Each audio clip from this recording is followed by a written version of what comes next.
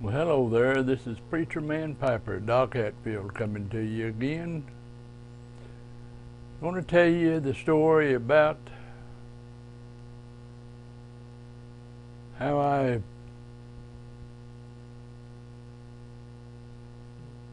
lost everything for about a year and a half. It all started whenever my wife and I was living here in Tennessee over by Nashville, and a friend of hers that she had known for years, many years, passed away. We went up to see the funeral, and while we were there, we found out that the home where this man lived and his wife was going to be available. And so being longtime friends with the whole family, my wife and I decided we'd move up there, and so we moved to Ohio. We moved up around Dayton, Ohio, a little town called New Carlisle. We actually lived out in the country. Well, we'd been there for a while, and I got into my furniture refinishing business, and everything was going really good. And then all of a sudden one day, my wife, she was at work one evening, and we had this was a big old 2-story house, and the summation was that I fell down the steps, put my head through a wall,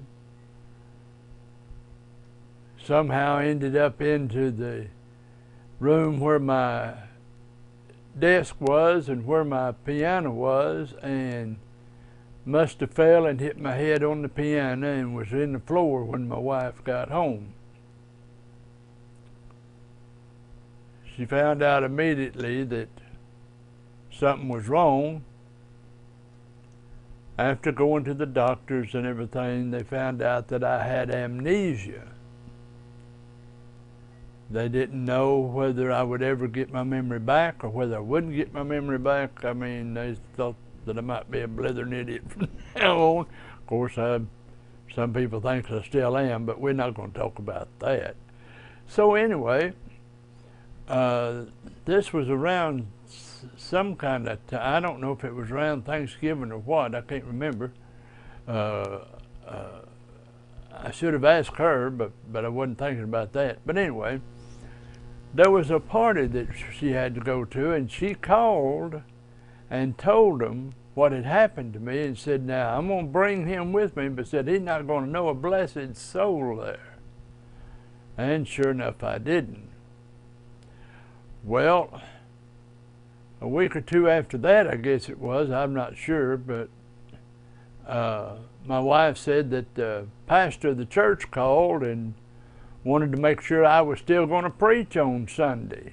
And she said, well, I don't know if he can preach. And I said, sure I can. And so she didn't say nothing to him. And so we went to the church, and of course I didn't know anybody there. She said I just sat there, and when it was time for me to get up and preach, she punched me and said, you got to get up there. And I said, oh, okay. She said I got up there and preached like I had always preached. And when I got done,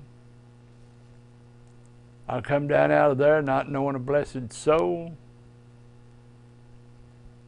And so here I was. I couldn't play the piano. She had me sit down at the piano. I didn't even know what to do with it. And then one time I took a vehicle, I don't know if it was a car or a truck or what, and got lost, and they come and found me and brought me back home. Found out then they couldn't ever let me go nowhere by myself again. So for a year and a half, I lost everything. And then all of a sudden my memory started to come back, but I couldn't put dates with it. I could remember something that happened, but I didn't know if it happened 30 years ago or if it happened few days ago. I didn't have no idea. And so as time went on, we found out,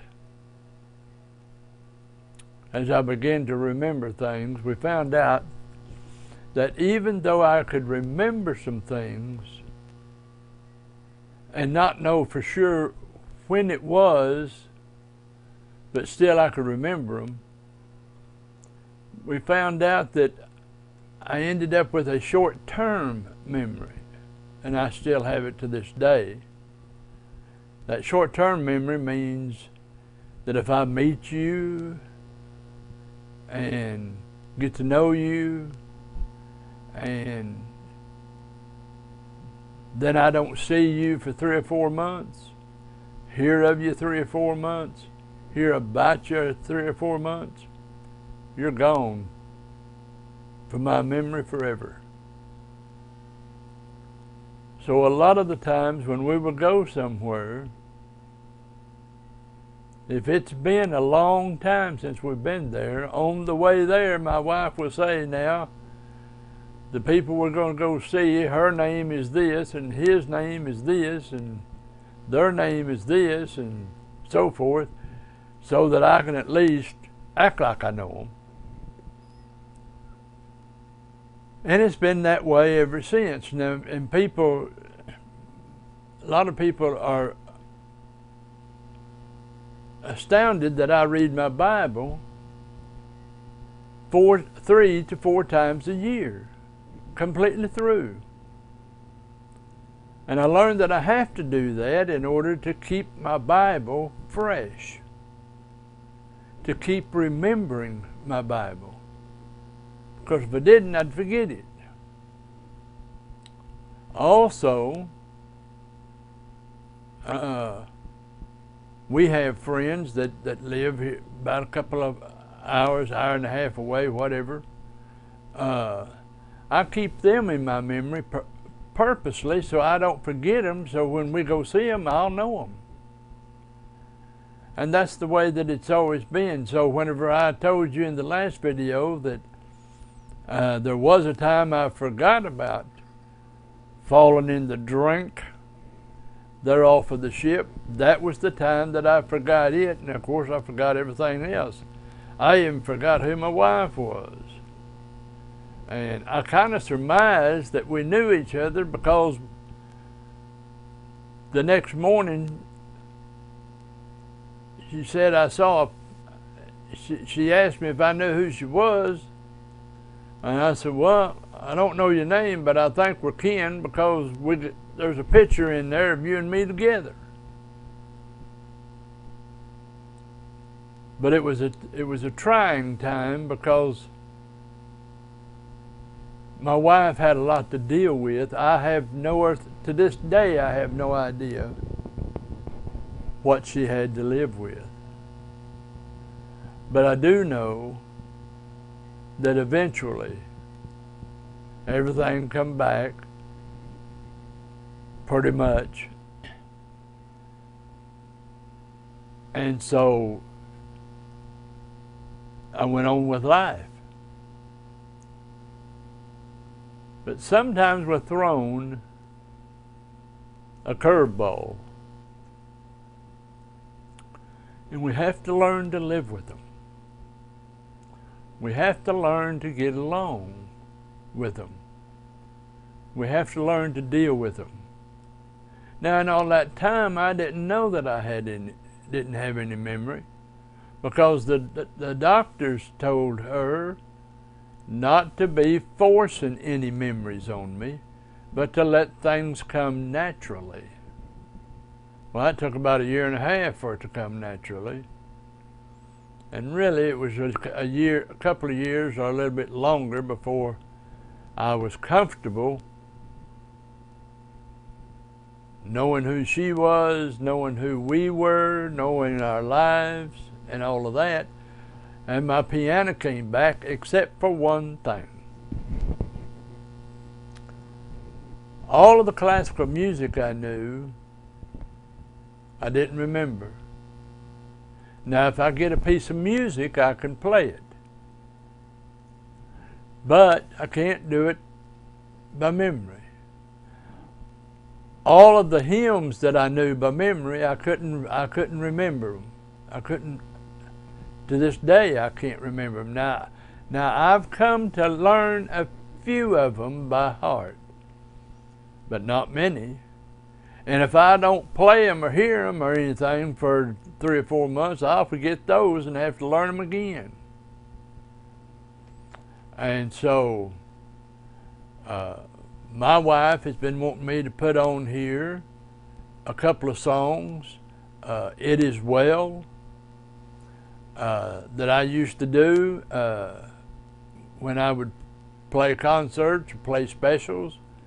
And then another one is Onward Christian Soldiers. And I just have to tell you, I don't know if I'll ever be able to do them again or not. But I'm going to try because she wants me to put them on here.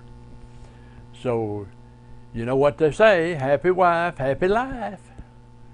So, that's another story about my life. But now I want to talk to you about something else. There's a fellow on here, his name is Jimmy. And he is Smokey Mo on the YTPC. And he graciously sent me a box. Now in that box, there were 12 samples of tobacco. But he pulled one on me. There's no name on none of them, just a date. You want to know why? Because he didn't get no name on them when he got them. And then he also sent me some McQuaid. And these come in blocks.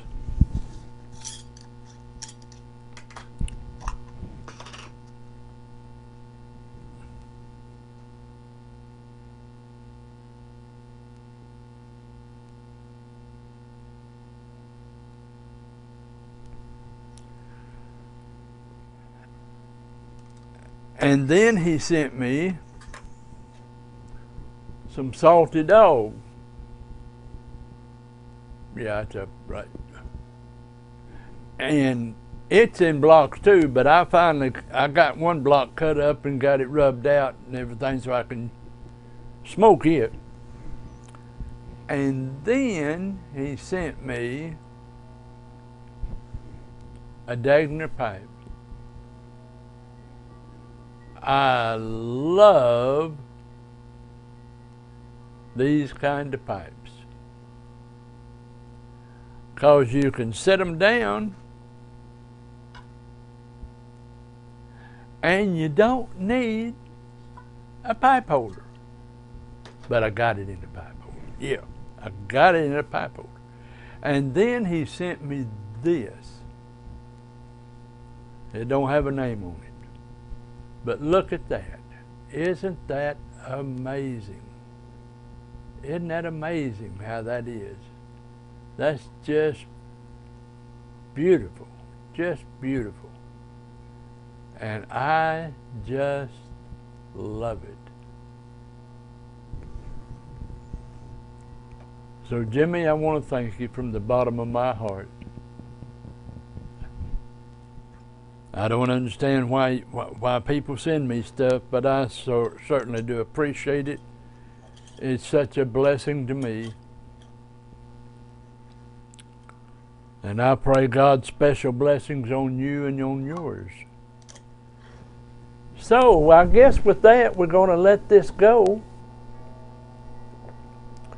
And I hope that next time I'll have another story for you. And I hope God will bless you. I hope He'll rain His grace on you. He'll supply you every need. He'll take care of every circumstance. And remember, old Doc is praying for you. Until I see you again. Bye-bye.